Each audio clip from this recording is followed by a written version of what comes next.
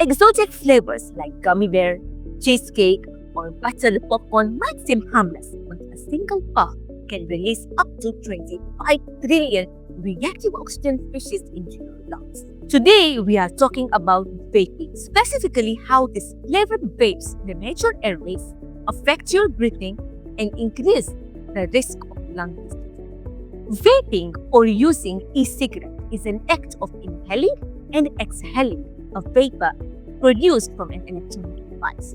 This vapor usually comes from a liquid called the vape juice, which contains nicotine, flavorings, and other harmful chemicals. When heated, this liquid turns into a mist, which you inhale straight into your lungs. The first commercial e-cigarette was invented in 2003 by a Chinese pharmacist, Juan Blick, who lost his father to lung cancer. Since then, vapes have evolved. Some look like cigarettes or cigars, while others are advanced devices with sleek designs. No matter the shape, they all work the same way.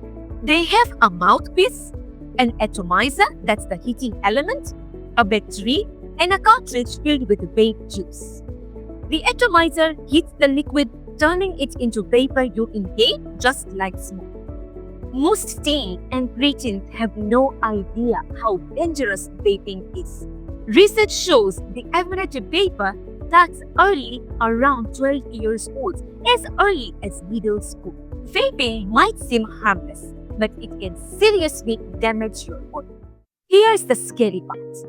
Vaping injures the lung faster than the traditional cigarette.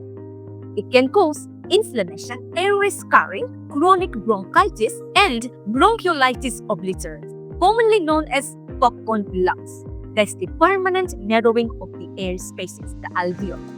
And then there's the most dangerous one, the e-cigarette or vaping-associated lung injury, EVAL. This is a serious inflammatory lung condition that often requires hospitalization.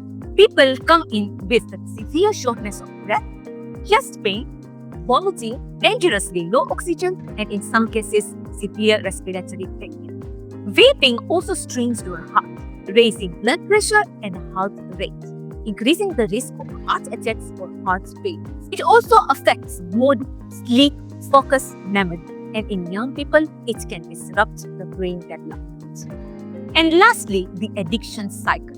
Nicotine gives a quick dopamine spike, but the crash creates withdrawal, irritability, and cravings.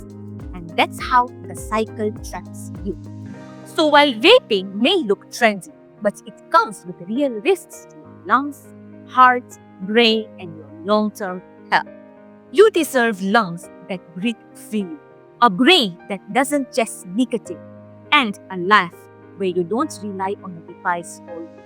If you have been thinking about quitting, this is your sign.